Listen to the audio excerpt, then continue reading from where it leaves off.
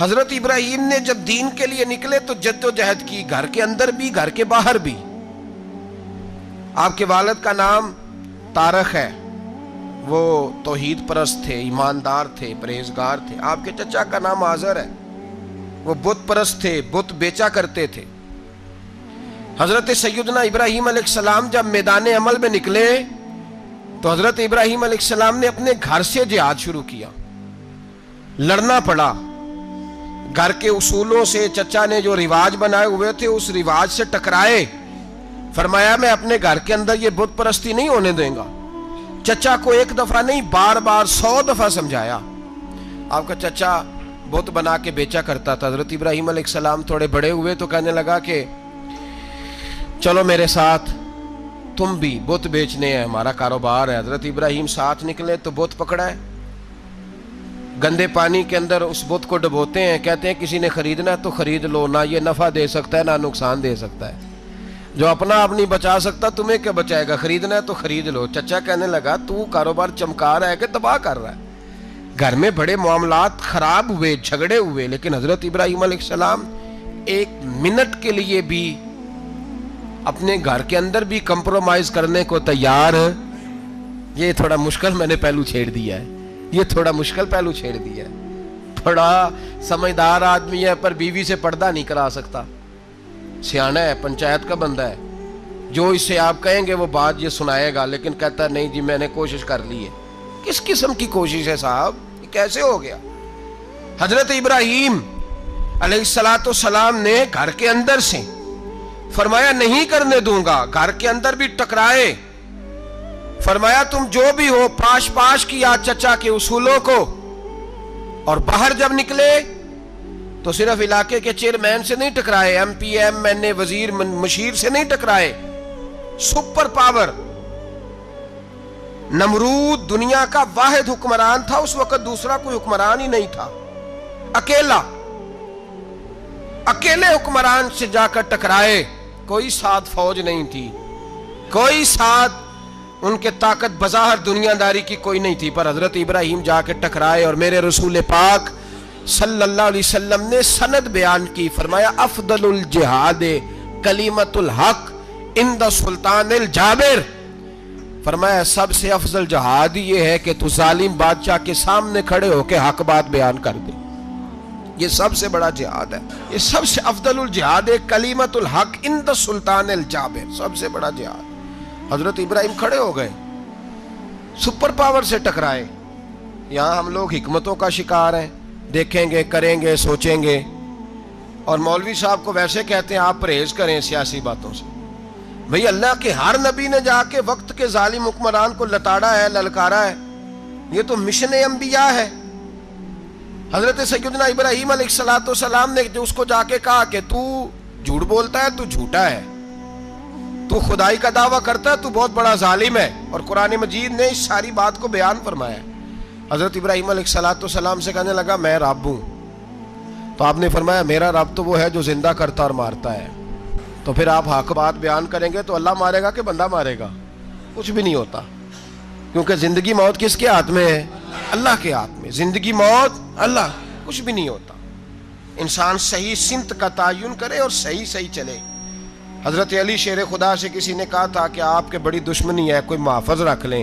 آپ فرمانے لگے موت خود بہت بڑی محافظ ہے، وقت سے پہلے آتی ہی نہیں، بڑی محافظ ہے وقت سے پہلے۔ علامہ نورانی رحمۃ اللہ تعالیٰ علیہ کراچی جیسے شہر میں رہا کرتے تھے، جہاں گام گام پہ خطرہ تھا۔ لوگوں نے کہا حضرت اتنے بڑے لیڈر ہو، آپ کی جماعت کی 62 سیٹیں ہوئیں قومی اسمبلی میں، ایک ایسا وقت بھی آیا تو کوئی ایک آدمی بندوق والا۔ آپ فرمانے لگے مجھے ضرورت ہی نہیں، اس لیے کہ جس خدا رسول کے لیے میں نکلا ہوں وہ خود ہی حفاظت کرنے والے ہیں، ضرورت نہیں ان چیزوں کی۔ تو بھائی حضرت ابراہیم ٹکرائے، اور آپ کا انداز کیا ہے؟ جا کے کہا کہ تو نہیں، خدا وہ ہے جو زندہ کرتا۔ اور اس نے ایک بیوقوفوں جیسی دلیل دی۔ ایک آدمی کو کل پھانسی دینی تھی تو اس کو بلایا، کہنے لگا تجھے کب پھانسی ہے؟ اس نے کہا کل۔ کہنے لگا جا تجھے آزاد کیا، زندگی دی، اس کو چھٹی دے دی۔ ایک عام آدمی بیچارہ بیٹھا تھا، اس کو پکڑ کے نا کہنے لگا اس کی گردن اڑا دو۔ کہنے لگا دیکھ لو میں بھی زندہ کرتا اور مارتا ہوں۔ وہ جو کل مرنے والا تھا میں نے زندہ کر دیا ہے، اور جس کو پتہ ہی نہیں تھا کہ میں نے مرنا ہے اسے پکڑ کے میں نے مار دیا ہے۔ یہ بیوقوفوں جیسی دلیل ہے۔ حضرت سیدنا ابراہیم علیہ السلام چاہتے تو اسی وقت دلیل توڑ دیتے کہ تو کیا بیوقوفوں جیسی بات کر رہا ہے، اگر تو زندگی دیتا ہے تو مرے ہوئے میں جان ڈال کے دے جس کو تو نے مارا ہے۔ لیکن حضرت ابراہیم نے دیکھا کہ بیوقوف ہے، بیوقوفوں سے بحث نہیں ہوتی، دلیل بدل لی جاتی ہے، ان کی عقل کے مطابق بات کی جاتی ہے۔ حضرت ابراہیم فرمانے لگے میرا رب وہ ہے جو سورج مشرق سے نکالتا ہے اور مغرب میں غروب کرتا ہے، تو اگر رب ہے تو مغرب سے نکال کے مشرق میں غروب کر۔ فبہت الذی کفر، کافر لاجواب ہو گیا، اس کے پاس اس چیز کا کوئی جواب نہیں تھا۔ علامہ اسماعیل حقی نے خوبصورت فقرہ لکھا ہے، خوبصورت، جان ڈال دی ایک جملہ کہہ کے۔ حضرت سیدنا علامہ اسماعیل حقی رحمت اللہ علیہ فرمانے لگے چونکہ نمرود بیوقوفوں جیسی باتیں کر رہا تھا، اگر وہ یہ کہہ دیتا نا کہ میں سورج کو نکالتا ہوں مشرق سے، میں غروب کرتا ہوں معاذ اللہ مغرب میں نکالتا ہوں، تو آپ اپنے رب سے کہیے کہ وہ مغرب سے نکال کے مشرق میں غروب کرے۔ علامہ اسماعیل حقی فرماتے ہیں رب کریم کی آواز قدرت تھی، مالک حضرت ابراہیم علیہ السلام کے اس، اگر وہ کہہ دیتا اور حضرت ابراہیم دعا کر دیتے تو رب کریم نے فرشتوں کو تیار بٹھایا ہوا تھا، فرمایا اگر یہ کہہ دے میرے خلیل سے کہ سورج مغرب سے نکال کے مشرق میں غروب کرنا ہے تو تیار رہنا، جس طرح خلیل کہیں گے ویسے ہی کر دیں گے۔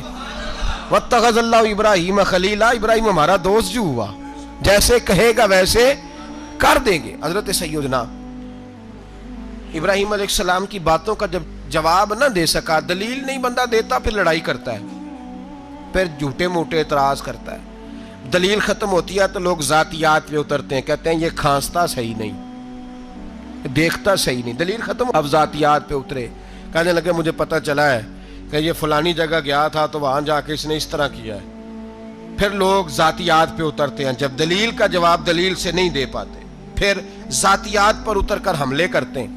حضرت ابراہیم کے دلائل کا جواب نمرود نہ دے سکا تو کہنے لگا کہ اس کو آگ میں ڈال دو۔ قوم گئی ہوئی تھی ساری، آپ نے بات سنی ہوئی ہے، میں نے صرف اشارہ دینا ہے، میلے پہ تو حضرت سیدنا ابراہیم علیہ السلام نے سارے بت توڑ دیے، کلاڑا بڑے بت کی گردن پہ رکھا، واپس آئے، کہنے لگے بت کس نے توڑے ہیں؟ تو فرمایا اس سے پوچھ لو جس کی گردن پہ کلاڑا ہے۔ کہنے لگے یہ تو بول ہی نہیں سکتا، تو فرمانے لگے بڑے بیوقوف ہو جو بولتا ہی نہیں، سنتا ہی نہیں، اپنا آپ نہیں بچا سکتا، اس کی پوجا کرتے ہو؟ کہنے لگے پکڑو، دلیلیں ختم ہو گئی، اس کو آگ میں ڈالو۔ بہت بڑی حویلی 45 فٹ مربع پہ مشتمل ایک حویلی بنائی گئی اور 45 فٹ اونچی۔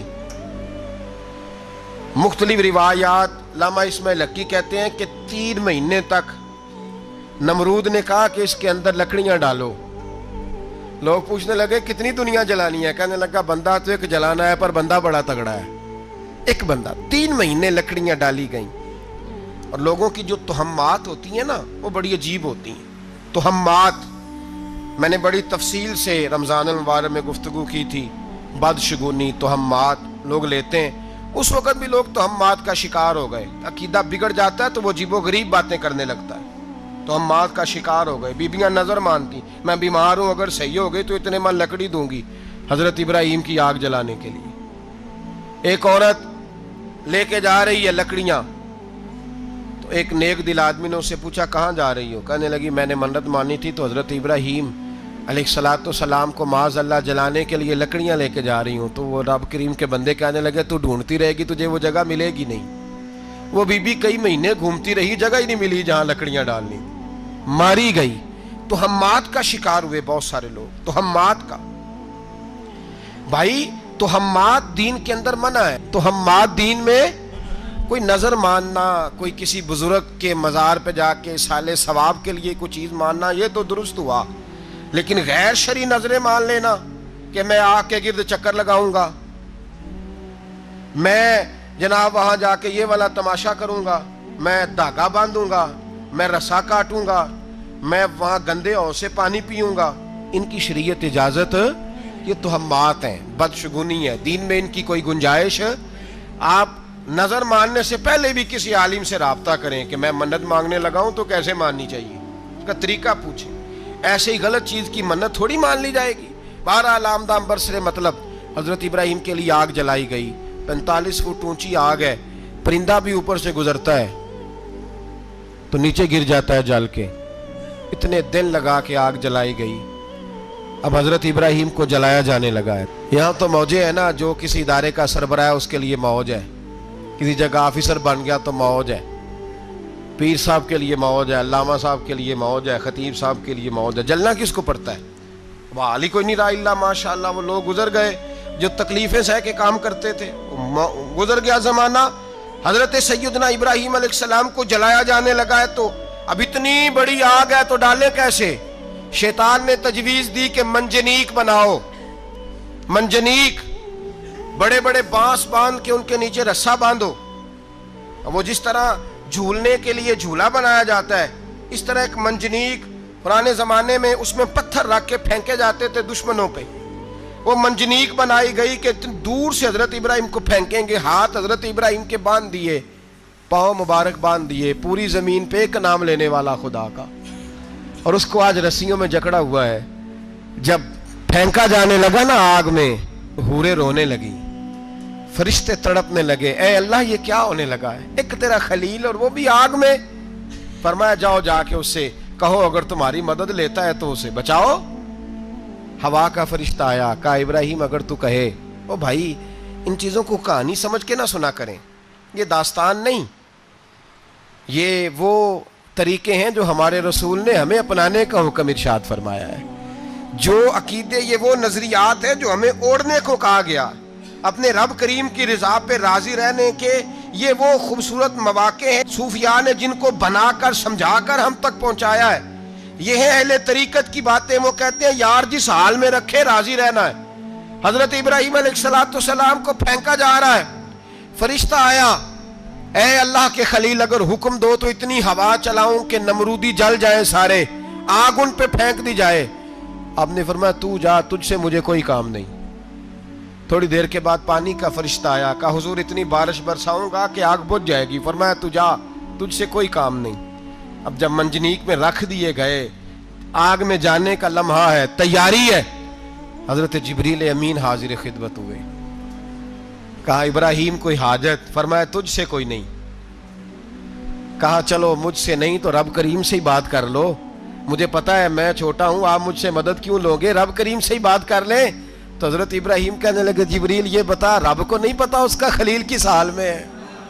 اسے نہیں پتا میں کس حال میں ہوں، میرے ہاتھ بندے ہیں، پیر بندے ہیں آگ میں، اسے نہیں پتا. بتایا تو اسے جاتا ہے جس سے خبر نہ ہو. تو اگر اسے پتا ہے تو اگر وہ جلانے پہ راضی ہے تو میں بھی جلنے کو تیار ہوں، میں تیار ہوں، میں تیار ہوں. اسے کہو ٹھیک ہے. حضرت سیدنا ابراہیم علیہ السلام کو منجنیق میں ڈال کے جو پھینکا آگ میں، یا نار کونی بردم و سلاما علی ابراہیم، اللہ نے فرمایا اے آگ میرے ابراہیم پہ ٹھنڈی بھی ہو جا اور سلامتی والی بھی ہو جا.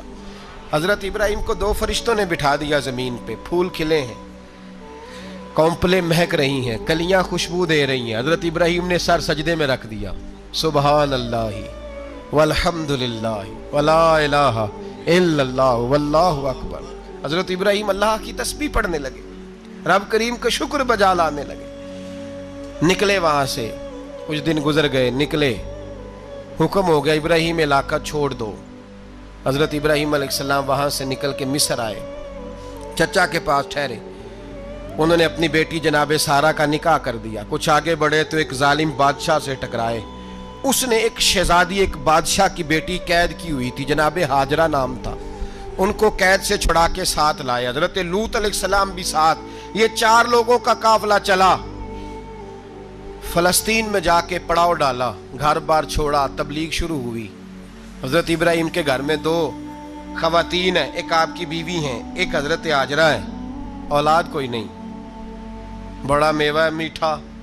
گھر وہی آباد ہوتا ہے جس میں بچے روتے ہیں، گھر ہوتا ہی وہ ہے جس میں بچوں کی چنچناہٹ ہوتی ہے، بھن بھناہٹ ہوتی ہے. حضرت ابراہیم نے ایک بچہ روتے ہوئے دیکھا تو آنکھوں میں آنسو آئے، کہنے لگے ربی حب لی من الصالحین، یا اللہ مجھے بھی نیک اولاد عطا کر دے. حضرت سارہ نے سن لیا، کہنے لگی ابراہیم شاید میرے بطن سے تو آپ کو نصیب نہیں، ہاجرہ سے نکاح کر لو۔ جناب ہاجرہ سے نکاح ہوا۔ اللہ تو بڑا بے نیاز ہے، رب کریم نے حضرت اسماعیل جیسا خوبصورت بیٹا عطا فرمایا۔ بیٹا کالا سیاہ بھی ہو تو سینے کی ٹھنڈک ہوتا ہے، پر یہ تو وہ بیٹا ہے جس کی پیشانی میں نور محمدی چمکتا ہے صلی اللہ علیہ وسلم۔ حضرت سیدنا اسماعیل علیہ اتنے خوبصورت، اب جس بیوی کے یہاں بیٹا تھا، بیٹھنا اٹھنا بھی زیادہ اس کے پاس، آنا جانا بھی اس کے پاس، توجہ ادھر ہو گئی۔ جناب سارا رشک کرنے لگی، ایک دن کہنے لگی اسے چھوڑ آ جنگل میں، وادی غیر ذی زرع، مکے کے پاس۔ بھائی ایک بیٹا عالم دین بنا لو، کہنے لگا روٹی کہاں سے کھائے گا؟ تیرے 5 بیٹے ہیں، کو حافظ قرآن بنا، کہتے روٹی کہاں سے کھائے گا؟ وہ بچہ بھی کہتا ہے میں کہاں سے کھاؤں گا؟ حضرت ابراہیم علیہ السلام تو چند مہینے کا بچہ چھوڑ آئے، تو کہاں سے روٹی کھائی حضرت اسماعیل نے؟ کہاں سے کھائی ان کی اماں نے روٹی؟ بھوکے مر جاتے ہیں یہ سارے۔ میں بڑی ذمہ داری سے کہا کرتا ہوں کہ جتنی خوبصورت روٹی اللہ کریم دین کے خادموں کو عطا کرتا ہے شاید کسی اور کے نصیب ہوتی ہو، لیکن ہم لوگ توجہ ہی نہیں کر رہے، ہمارا ذوق ہی نہیں بن رہا، ہم یہ محنت ہی نہیں کر رہے کہ قوم کو مستند علماء کی ضرورت ہے، علاقوں کے علاقے خالی ہیں، ادھر ہمارا مزاج ہی نہیں بن رہا، توجہ ہی نہیں دین کی خاطر۔ اور پھر چلے بچے تو بعد کی بات ہے نا، جو ابھی خود جوان ہے وہ بھی تو یہ دعا، ایک صاحب مجھے کہنے لگے میں دعا مانگ رہا ہوں اللہ مجھے بیٹا دے تو میں اسے دین پہ لگاؤں گا، تو میں نے کہا آپ بھی بوڑھے نہیں ہوئے، آپ خود ہی لگ جائیں، بیٹا تو ابھی آئے گا تو لگے گا نا، تو آپ تو اس وقت ہے تو آپ تو پہلے لگے نا صاحب، 2 گھنٹے تو نکال کے آئے، دین سیکھنے کو کافی ہے۔ آپ اتنی لمبی سوچ رہے ہیں کہ بچہ آئے گا تو بڑا ہوگا تو وہ جائے گا تو دیکھی جائے گی، ابھی تو آپ ہیں تو آپ تو آؤ۔ حضرت ابراہیم نے بچہ وہاں چھوڑا۔ یہاں سے جو عمرہ کرنے لوگ جاتے ہیں نا، جو حج کرنے جاتے ہیں، ان کو پتہ ہے کہ وہاں دنیا کی ہر نعمت ملتی ہے، پھر بھی ڈبل ٹرپل پیسے لوگ جیبوں میں ڈال کے جاتے ہیں۔ حضرت ابراہیم جب وہاں لے کے گئے تو کوئی انسان نہیں تھا، پانی کا قطرہ نہیں تھا، 2 کلو کھجوریں، 1 مشکیزہ، بیوی کو تھمایا۔ ہمارے گھر میں ہزاروں چیزیں پڑی ہیں، لیکن وہ جو توکل ہے نا وہ ختم ہو گیا ہے۔ اللہ دے گا، حلال حلال پہ قناعت کرے، جائز جائز پہ بھروسہ کرے، رب کریم عطا کرنے والا ہے، وہ مزاج ختم ہو گیا۔ حضرت سیدنا ابراہیم علیہ السلام 2 کلو کھجوریں، 1 مشکیزہ پانی کا دے کر کے، اور وہاں بٹھایا آپ نے اپنے بچے کو اور اپنی زوجہ جناب ہاجرہ کو، اور بٹھا کر کے واپس پلٹنے لگے تو حضرت ہاجرہ سلام اللہ علیہ نے آواز دی، کہا ابراہیم کس کے سہارے پہ چھوڑ کے جا رہے ہو؟ جہاں آب زمزم کا کنواں ہے نا، جو لوگ گئے ہیں جنہوں نے صفا مروہ کی صحیح کی ہے، صفا مروہ سے باہر نکلے نا، سرکار کی ولادت کا مقام ہے، اس جگہ پہ آب زمزم کا کنواں تھا، وہاں حضرت سیدنا ہاجرہ کو بٹھایا، کوئی چیز نہیں، کوئی درخت نہیں، کوئی کھیت نہیں، کوئی پانی نہیں، کوئی کنواں نہیں، وہاں بٹھایا، اور بٹھا کر کے نکلنے لگے تو جناب ہاجرہ فرمانے لگی ابراہیم کس کے سہارے پہ چھوڑ کے جا رہے ہو؟ کہنے لگے اللہ کے سہارے پہ۔ تو پاک باز بی بی نے ایک لفظ پوچھا، کہا ابراہیم یہ میرے رب کا حکم ہے، یہ میرے، بس جن کا عقیدہ توحید مضبوط ہو ان کے لیے ایک جملہ کافی ہوتا ہے، یہ میرے اللہ کا حکم ہے۔ تو جناب ابراہیم علیہ السلام فرمانے لگے ہاجرہ ہاں رب کا حکم ہے۔ جب یہ لفظ کہے تو چاہیے تھا نا حضرت ابراہیم تسلی دیتے، تو بی بی صاحبہ تسلی دینے لگی، عرض کرنے لگی ابراہیم اگر اللہ کا حکم ہے تو پھر آپ ہماری فکر نہ کرنا، اگر یہ رب کا حکم ہے تو پھر ہماری فکر نہ کرنا، جس رب نے ہمیں یہاں تک پہنچایا ہے وہ ہمیں کبھی بھی ضائع نہیں فرمائے گا، پھر فکر نہ کرنا۔ حضرت ابراہیم آ گئے، بات آپ نے سنی ہوئی ہے، اشارہ کرنا مقصود ہے۔ 13 سال میں چلے مان بھی لیا جائے بعض روایات کی روشنی میں کہ آتے جاتے بھی رہے، لیکن مکمل دیکھ بھال اپنے بچے کی پرورش میں پورا حضرت ابراہیم علیہ السلام کا کردار، سارا کردار ماں کا تھا۔ میں جب خواتین کے بارے میں کوئی بات کرتا ہوں تو میں آپ کو اکثر کہتا ہوں کہ یہ صرف بیوی کے لیے حکم نہیں ہوتا، یہ ٹریننگ بیٹی کو دینی اور بہن کو دینی ہے، یہ تربیت کرے اپنے گھر میں۔ میں تجربے کی روشنی میں یہ بات عرض کیا کرتا ہوں کہ بھائی بچے باپ کے فرما بردار اس وقت ہوتے ہیں جب اماں انہیں باپ کا فرما بردار کرتی ہے، اور بچے باپ کے نافرمان بھی تب ہوتے ہیں جب اماں انہیں باپ کا، میں نے اپنے کانوں سے سنا ایک دفعہ ایک بچہ اپنے باپ سے کہہ رہا ہے آپ نے تو ساری زندگی باہر گزار دی، پیسے کمانا کون سا مشکل کام ہے، دکھ سکھ تو سارے اماں نے برداشت کیے، سکولوں میں وہ جاتی تھی، فلانا کام وہ کرتی تھی، فلانا کام. اب یہ سوچ اس کی ذاتی تو نہیں، یہ اس کو دی گئی ہے. اور اگر اس کو یہ سوچ دے دی جائے کہ اماں کہے کہ میں تو اپنوں میں رہی ساری زندگی، میں نے تو اپنوں میں وقت گزارا، اور تیرا باپ تو کئی دفعہ جنازے بھی نہیں پڑھ سکا، اس نے تو ماں باپ ایسے دفن کر دیے، وہ اگر یہ سوچ فراہم کرے تو پھر بچہ باپ کا فرما بردار ہوتا ہے. اور یہ والی روایتیں ہم بیوی کو سناتے ہیں، حالانکہ کس کو سنانی چاہیے؟ بولیے.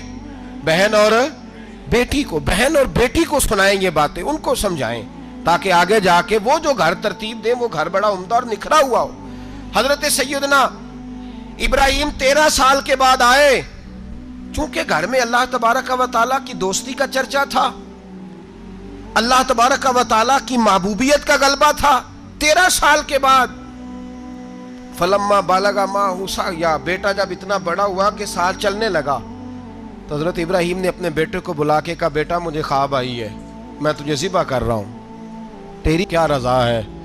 تو حضرت اسماعیل کہنے لگے یا ابت افعل ما تؤمر، ابا جی اللہ جیسے حکم دیتا ہے میرے ساتھ ویسے ہی کریں، جیسے اللہ حکم دیتا ہے ویسے ہی، بولیے، ویسے ہی کریں.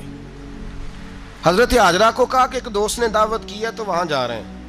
بی بی مطمئن ہے، تفصیلات کی ضرورت نہیں، ختم بات، اعتبار ہے، مطمئن ہو گئی. شیطان پیچھے سے آیا اماں کے پاس. ذرا تھوڑی دیر کے لیے تصور جمائیے، یہاں تو پڑوسن آ کے کوئی بات بتا دیتی ہے خاوند کے بارے میں تو کئی مہینے جھگڑا جاری رہتا ہے، پڑوسن محلے دار. شیطان نے آ کے بتایا لفظ کیا ہے؟ کہا حاجرہ تمہیں پتا ہے کہاں جا رہے ہیں؟ کہا دوست کی دعوت میں. تو کہنے لگے دوست کون ہے؟ رب کریم. اور ابراہیم کا خیال ہے کہ اس رب نے مجھے حکم دیا ہے کہ میں ذبح کروں. تو حضرت حاجرہ کہنے لگی کبھی باپ بھی بیٹا ذبح کرتے ہیں؟ تو شیطان کہنے لگا ان کا خیال ہے کہ ان کے رب نے حکم دیا ہے. تو جناب حاجرہ فرمانے لگی اگر رب نے حکم دیا تو پھر تو مجھے شیطان لگتا ہے، تو مجھے شیطان لگتا ہے. کا کیا مطلب؟ فرمانے لگی اگر رب کریم کا حکم ہے تو میرے پاس ایک اسماعیل ہے، اگر 1000 بھی ہوتے میں سارے اللہ کے راستے میں پیش کر دے دیتی. مالک کا ہی تو ہے سارا کچھ، اسی کا ہے، اس میں لیت اللہ کی کیا گنجائش؟ حضرت سیدنا ابراہیم علیہ السلام نے بیٹے کے حلق پہ چھری رکھ بھی دی اور چھری چلا بھی دی، رکھ بھی دی، اور وہ تو اللہ کریم نے فرمایا یا ابراہیم قد صدقت الرؤیا، ابراہیم تو نے خواب سچا کر دکھایا، وہ قیامت تک تیرا نام رہے گا. حضرت ابراہیم نے وطن بھی دیا، جان بھی دی، بیٹا بھی. اللہ کریم نے دمبے دیے، فرمایا یہ فدیہ ہے. اب یہ قربانی قیامت تک حضرت ابراہیم کے طریقے کے مطابق جاری ہے. حضرت ابراہیم بہت بڑے مہمان نواز تھے، بہت بڑے. آپ جب مصر میں قیام تھا تو بڑے بڑے لمبے چوڑے لنگر پکتے تھے، لوگ آیا جایا کرتے تھے، بڑا تفصیل کے ساتھ کھانا ہوتا تھا. مہمان نوازی آپ کی خاص صفت مبارکہ ہے. ہمارے ہاں بھی مہمان نوازی ہوتی ہے امیروں کی، بلکہ اب تو مہمان نوازی اس طرح کی ہے کہ کل تیری میرے پاس دعوت ہے اور پرسوں میری تیرے پاس ہے. وہی امیروں میں وہ چکر رہتا ہے، پارٹیاں دوست ایک دوسرے کو ڈالتے ہیں، تیری طرف پارٹی تیری طرف. اور اسی انداز میں اب یہ عید آئے گی نا، ٹکا پارٹیاں ہوں گی جگہ جگہ، اور لوگ سوال پوچھنے لگے ابھی سے، کہتے ہیں قربانی کا کتنا گوشت گھر رکھنا جائز ہے؟ قربانی کا کتنا گوشت گھر رکھنا جائز ہے؟ سارا ہی جی. اس لیے فریزر لے لے، فریج سے نہیں کام چلے گا. سارا ہی جہاز گھر رکھنا سارا ہی جائز ہے، رکھ لیں. او خدا کے بندے، قربانی وہ بندہ دیتا ہے جو سارا سال ہی گوشت کھاتا ہے. صحیح کہہ رہا ہوں؟ قربانی صاحب نصاب، صاحب استطاعت بندہ دیتا ہے نا، تو وہ سارا سال ہی گوشت، تو سارا گھر میں رکھنا بھی جائز ہے، لیکن سارا دے دینا بھی. تو جو آ رہی ہے اس پہ کیوں توجہ کرتے ہو؟ جو دوسرا جائز ہے اس پہ کیوں نہیں عمل کرتے؟ سارا تقسیم کر دیں، بات ختم ہوئی. یقین کریں محرم میں جا کے دوست ٹیلی فون کر کے سوال پوچھتے ہیں، کہتے ہیں صاحب سنا ہے قربانی کا گوشت محرم میں کھانا جائز نہیں. میں کہ نہیں، ربیع الاول چ بھی جائز جی، رجب رمضان تک کھاؤ، کوئی بندہ نہیں منع کرتا. اس لیے کہ کسی کو دینا تو پسند ہی نہیں. یہاں پھر اس میں سے جو خاص چیزیں ہیں وہ اپنی فریج میں، اور باقی جو ہے وہ دوسروں کے لیے. یہ کیا طریقہ ہے ہمارا؟ اور اسی پہ عمل ہے. اللہ تبارک و تعالی ہمیں سمجھنے کی توفیق عطا فرمائے. حضرت ابراہیم بہت بڑے مہمان نواز تھے. صرف قربانی نہیں دیتے تھے, سارا سال بہت سارا لنگر, بہت سارا کھانا پینا, بہت ساری چیزیں جاری رہتی تھی. اور جتنے غریب لوگ تھے فلسطین کے, ان کو پتا تھا کہ حضرت ابراہیم علیہ السلام کا لنگر جاری ہے. فلسطین میں جب آپ کا قیام تھا, ایک دفعہ ڈھیروں مہمان آ گئے اور کھانے کو کوئی چیز نہیں. حضرت سارہ اور جناب ہاجرہ دونوں اس وقت موجود تھیں. وہ کہنے لگی ابراہیم بہت سارے مہمان آ گئے تو کیا کریں. جناب سارہ کہنے لگی کس طرح کر کے ان کی مہمان نوازی کرنی. اور حالات یہ ہیں کہ قحط پڑا ہوا ہے فلسطین میں, مصر میں, دور دراز علاقوں میں. تو حضرت ابراہیم کہنے لگے یہ اللہ کے مہمان ہیں اور ہمیں رب کریم کا بندہ سمجھ کے آ گئے, اللہ ہی بندوبست کرے گا. فرمانے لگے میرا مصر میں ایک دوست ہے, وہ قحط کے دنوں میں غلہ جمع کر لیتا ہے, میں اس کی طرف پیغام بھیجتا ہوں, مجھے امید ہے وہاں سے غلہ ملے گا. 2 3 5 اونٹ والے غلام بلائے اور ان کو کہا کہ جاؤ غلہ لے آؤ مصر کے دوست سے. وہ لوگ کہتے ہیں ہم غلہ لینے گئے, وہاں جب پہنچے تو حضرت ابراہیم خلیل اللہ علیہ السلام کا پیغام دیا تو آپ کا وہ دوست کہنے لگا غلہ تو بے شمار تھا, مجھے خبر نہیں تھی کہ حضرت ابراہیم کا پیغام آئے گا, تو میں تو سارا تقسیم کر چکا ہوں. لوگ لے گئے, اب تو کوئی شے نہیں. اب وہ خالی آ گئے 5 کے 5 اونٹ. جب خالی آئے تو حضرت ابراہیم کی حویلی کی دیواریں چھوٹی چھوٹی تھیں. ان غلاموں میں سے, خادموں میں سے, آپ کے ان چاہنے والوں میں سے ایک کہنے لگا یار وہ غریب تو انتظار کر رہے ہوں گے کہ غلہ لینے گئے ہیں, ہمیں روٹی ملے گی. چھوٹی چھوٹی دیواریں ہیں, وہ جب دیکھیں گے نا خالی آ گئے تو انہیں تکلیف ہوگی. اس طرح کرو بوریوں میں ریت بھر لیتے ہیں, ریت بھر کے لے جاتے ہیں, بعد میں اندر رکھ کے انہیں سمجھا بہلا لیں گے یا حضرت ابراہیم کو بتائیں گے, وہ خود ہی ان لوگوں کی دل جوئی فرمائیں گے. اب غلہ کی جگہ ریت بھر کے اونٹوں پہ رکھ کے لائی گئی. لا کے بوریاں جب رکھ دی گئیں, حضرت ابراہیم علیہ السلام دوپہر کے وقت آرام فرما رہے تھے.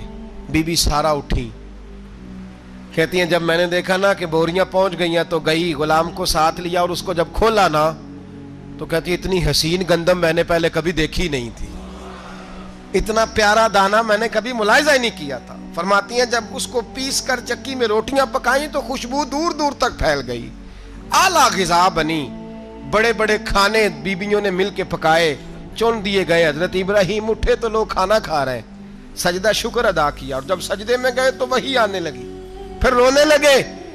جب پلٹ کر باہر تشریف لائے تو جناب سارہ کہنے لگی ابراہیم تمہارا مصری یار بڑا اچھا ہے, اس نے اتنی اعلیٰ گندم بھیجی ہے کہ اتنی تو میں نے پیاری گندم کبھی دیکھی نہیں.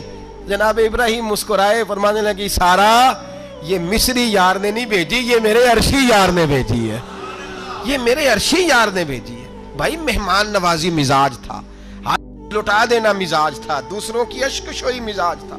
حضرت ابراہیم علیہ السلام کا طریقہ ہے قربانی, حضور نے ان کا طریقہ بیان کیا. اگر سال کے بعد قربانی دینا ان کا طریقہ ہے تو سارا سال غریبوں کو روٹی دینا بھی حضرت ابراہیم کا طریقہ ہے.